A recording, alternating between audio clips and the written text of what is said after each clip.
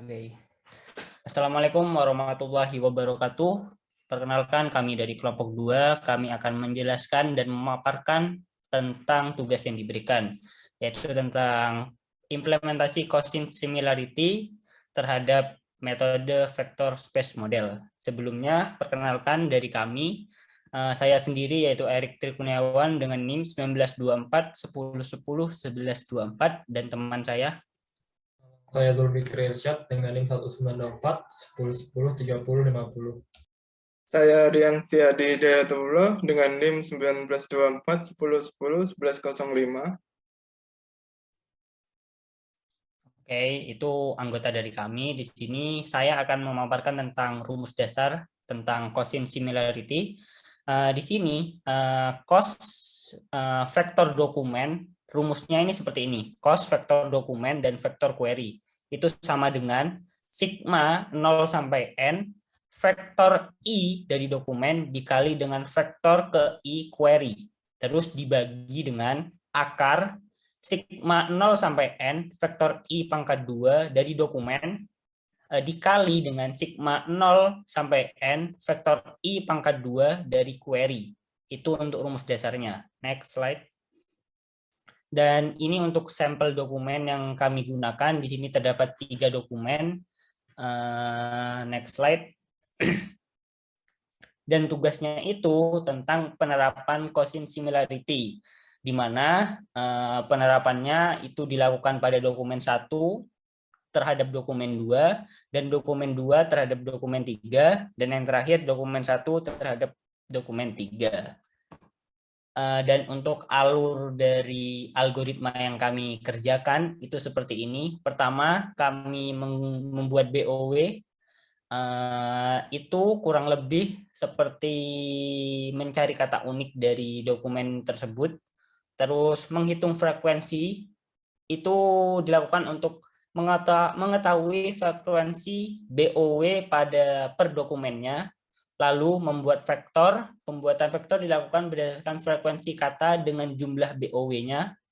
Terus melakukan vektor query, perhitungan frekuensi berdasarkan BOW dan mengubah query menjadi vektor. Dan terakhir yaitu menghitung cosinus similarity. Selanjutnya teman saya akan menjelaskan tentang pengimplementasian pada Python. Dipersilakan. Selanjutnya akan saya jelaskan sesuai tahap. Pertama kita akan membuat BOW. Jadi sebelum kita mengakses dokumen dan menyiapkan dokumen, pertama kita membuat BOW. Pertama ada fungsi fitur, cari fitur, di mana dokumen ini akan di-split berdasarkan kata-kata. Nah, setelah di-split, itu akan di-return dalam bentuk list. Selanjutnya, dari fitur-fitur ini, dari kata-kata yang sudah di-split ini, kemudian digabungkan antara dokumen 1, dokumen 2, dan dokumen 3, yaitu dengan result sama dengan sum fitur. Nah, setelah itu akan diubah menjadi set. Dokumen set. Ini digunakan agar kata-kata unik ini tidak ada yang bernilai double. Nah, setelah itu daftar kata unik ini akan di-return. Nah, next. Nah, setelah itu ada frekuensi data. Ya, dari BOW ini kita akan mencari frekuensi data dari sebuah dokumen. Itu pertama itu ada namanya fungsi convert. Convert ini menghitung seberapa banyak kata unik yang berada di dokumen. Nah, di-return dalam bentuk set. Di-return dalam bentuk dictionary. Kemudian ada daftar docfrac. Jadi karena kita akan menggunakan perulangan pada setiap dokumen agar bisa menghitung convert-nya. Jadi ada dokumen itu berapa convert-nya lalu disatukan ke dalam daftar docfrac yang bentuknya list. Next. Persiapan dokumen. Pertama buat dokumen menjadi string dan variabel sebanyak 3, dokumen 1, dokumen 2, dan dokumen 3. Kemudian digabungkan menjadi daftar dokumen dalam bentuk list D1, D2, dan D3. Kemudian dicari fiturnya, berarti dokumen ini akan di-split. Next. Setelah dicari fiturnya, dicari kata uniknya, yaitu kata di-split, digabungkan, dicari setnya dari fitur ini dikembalikan dalam bentuk list. Habis itu dicari dengan daftar dokumen atau frekuensi. Nah, ini sama seperti tadi, jadi semua dokumen akan di-loop, lalu akan dihitung berapa banyak docfrag-nya. Docfrag itu berapa banyak kata unik yang muncul di dokumen. Next. Selanjutnya dijelaskan oleh teman saya. Lalu yang terakhir yaitu pembuatan vektor dan pengukuran dengan quotient similarity. Yang pertama yaitu menyiapkan variabel untuk menampung hasilnya nanti, yaitu daftar cost similarity. Lalu ada perulangan docfrag index 1 dan docfrag index 2, yaitu untuk docfrag index 1 akan looping sesuai jumlah dokumen. Lalu untuk looping kedua, yaitu akan melooping dokumen pembandingnya. Lalu ada pembilang yaitu variabel pembilang untuk menampung hasil dari, kalau di rumus sebelah kanan yaitu yang paling atas.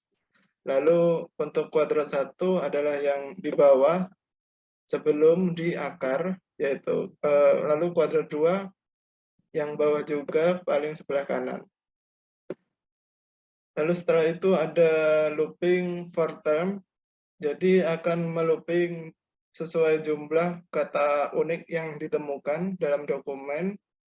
Yang pertama ada kuadrat 1, di sini akan sesuai rumus akan dikali pangkat 2, akan dipangkat 2 sesuai daftar kata unik per dokumen. Lalu untuk yang kuadrat 2 sama, akan tetapi dokumen yang dipakai yaitu dokumen pembandingnya.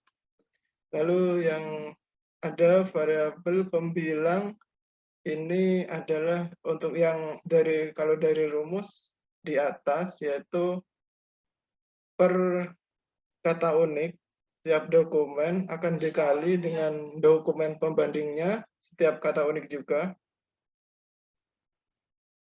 Lalu penyebut ini adalah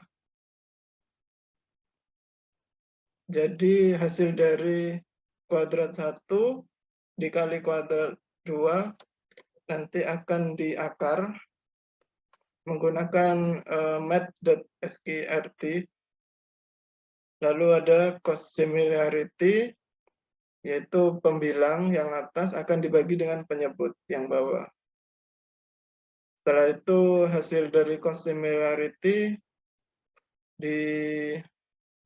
dicari sudutnya, akan tetapi belum dipakai dalam perhitungan ini. Lalu yang disimpan yaitu cost similarity-nya di dalam variabel daftar cost similarity. Setelah itu di return daftar cost similarity-nya. Untuk selanjutnya yaitu mencoba menampilkan hasilnya dari perhitungan yang di atas tadi. Jadi hasilnya dari quotient similarity antar dokumen, yang pertama dokumen 1 dengan dokumen 2 yaitu 0,31 sekian. Jadi kemiripannya adalah 31% hampir mirip. Lalu dokumen 1 dengan dokumen 3 hasilnya 0,25 atau 25% kemiripan. Lalu dokumen 2 dengan dokumen 3 0,46 sekian-sekian, jadi 46% hasil kemiripannya. Jadi untuk kesimpulan, yaitu pengukuran sebuah similarity antara dokumen bertujuan untuk mencari tingkat keterkaitan dokumen satu dengan dokumen yang lain. Kurang lebihnya mohon maaf, kami dari kelompok 2 mengucapkan terima kasih. Wassalamualaikum warahmatullahi wabarakatuh.